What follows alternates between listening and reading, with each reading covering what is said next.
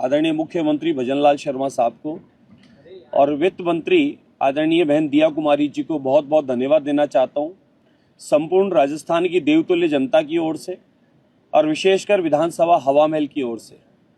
विधानसभा हवा महल में पिछले बजट में भी हमें ऐतिहासिक काम करने का अवसर मिला।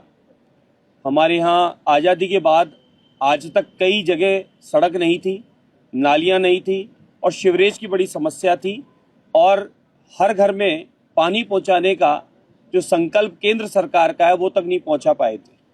पिछली कांग्रेस काल में हमारे क्षेत्र को बहुत अभाव रहा और मैं तो कल ये देख रहा था कि जोधपुर के भी लोग अभी तक ये कह रहे थे कि जोधपुर में ये पहले बार मिला, ये पहले बार मिला। तो मुझे आश्चर्य हुआ कि जोधपुर से आने वाले सम्माननीय मुख्यमंत्री महोदय अशोक गहलोत जी क्या जोधपुर में भी कुछ नहीं कर पाए? पूरे राजस्थान में तो झूठी घोषणा की क्या जोधपुर के लिए भी सिर्फ दिखावा और छलावा किया? जोधपुर की जनता को भी इस बात का कहीं ना कहीं मलाल और दुख है। लेकिन आदरणीय मुख्यमंत्री राजस्थान सरकार ने संपूर्ण राजस्थान को विकसित राजस्थान 2047 का आधारशिला देखते हुए और ये बजट सिर्फ 2-5 साल का नहीं, ये बजट आने वाले 50-100 साल की नींव पक्का पत्थर रखने का काम कर रहा है। जिस प्रकार से अनगिनत फैसले लिए जा रहे हैं, एग्जाम में पारदर्शिता के लिए काम किया जा रहा है और उसी प्रकार से युवाओं के भविष्य को उज्जवल करने के लिए देशी विदेशी कंपनियों को और साथ में सरकारी योजनाओं के द्वारा उनको लाभ देने का, इंडस्ट्री लगाने का काम किया जा रहा है। किसानों को और समृद्ध करने के लिए आरसीपी के माध्यम से खेत लहराएं, इसके लिए काम किया जा रहा है और किसानों को अनगिनत योजनाओं के द्वारा और उन्नत और विकसित करने के लिए, किसानों को समृद्ध करने के लिए अन्नदाताओं के हित की बात पहले रखी जा रही है। इसी क्रम में माताओं के सम्मान के लिए विशेष काम किए जाएंगे। अनगिनत कार्य इस बजट के माध्यम से आने वाले 50-100 साल को देखते हुए आदरणीय मुख्यमंत्री भजनलाल शर्मा साहब ने रखा है। मैं बहुत बधाई शुभकामनाएं देता हूं।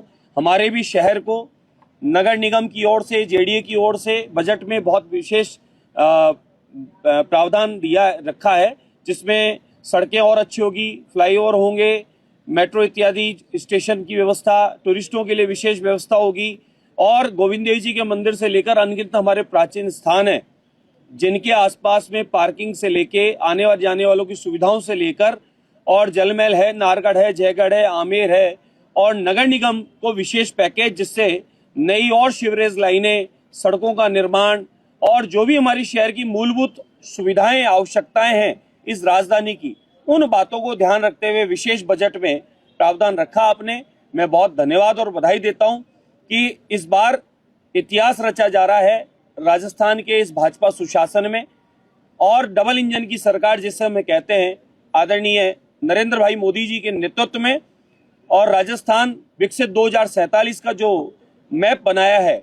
मैं मानता हूं गुजरात मॉडल की जिस प्रकार से बात की जाती थी, अब राजस्थान मॉडल की भी चर्चा देश और दुनिया में होगी कि हमारे छोटे छोटे गांव ढाणी में पर्यटन उनको डेवलप किया जाएगा, तहसीलों में विस्तार किया जाएगा कि लोग अपने क्षेत्र को छोड़कर और सिर्फ शहर की ओर ना आए, छोटे छोटे तहसील स्तर पे भी इंडस्ट्रियां डेवलप की जाएगी। सड़कों का और मजबूती के साथ सड़कों, गांव ढाणी, शहर, तहसील से जोड़ा जाएगा और जितने भी हमारे छोटे बड़े गांव ढाणी शहर हैं उन सभी क्षेत्रों में डेवलपमेंट की योजनाएं, इंडस्ट्री की योजनाएं, रोजगार की योजनाएं जो हमारी सरकार ने मैप बनाया है, ये मानो कि सबको सिर्फ खाली महानगरों की ओर कुछ नहीं करना पड़ेगा। अब अपने गांव ढाणी के नजदीक छोटी तहसील में भी उसको कार्य की उपलब्धता होगी। उसके लिए बहुत अच्छा एक शुरुआत की गई है। मैं बहुत बधाई और शुभकामनाएं राजस्थान सरकार, आदरणीय मुख्यमंत्री महोदय को और संपूर्ण हमारे इस बजट में जिस प्रकार का कार्य पूरे राजस्थान को उन्नत करने के लिए रखा गया है, मैं पूरी टीम को बधाई देता हूं। जय हिंद, जय भारत।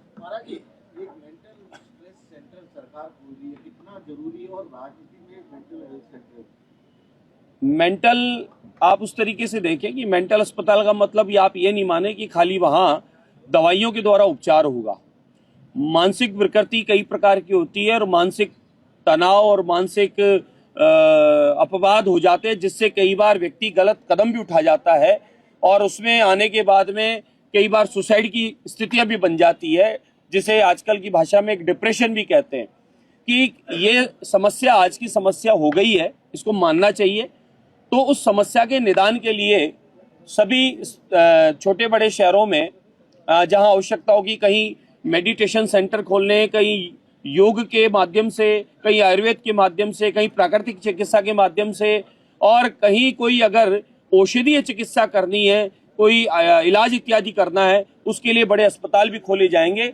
उद्देश्य एक ही है कि मानसिक विकृति किसी भी प्रकार की हो, उसका इलाज हो पाए और उस इलाज के माध्यम से वह स्वस्थ होकर और अपने जीवन में जो उसके लक्ष्य है वो पूरा करने के लिए आगे बढ़े। अब देखिए, विपक्ष की अगर कोई मानसिक विकृति है तो इसका इलाज मैं मानता हूं कि वहां मेंटल अस्पताल में भी नहीं हो पाएगा। उसका कारण है कि जिसके जहन में, जिसके बुद्धि में, जिसके विवेक में इस मां भारती को गाली देना लिखा है। अभी 2-5 दिन पहले कांग्रेसी नेता ने मुझे अपशब्द कहे, गालियां दी और साथ में मोदी जी को दे रहा है, अमित शाह जी को दे रहा है। मैंने कहा भैया विवाद तेरा मेरे से है, तकलीफ मुझसे है, उनको क्यों दे रहा है? बोले नहीं दूंगा। अब ये मानसिक विकृति है, इसका इलाज तो कहां होगा साहब? इसका इलाज तो खुद को सोचने समझने से होगा।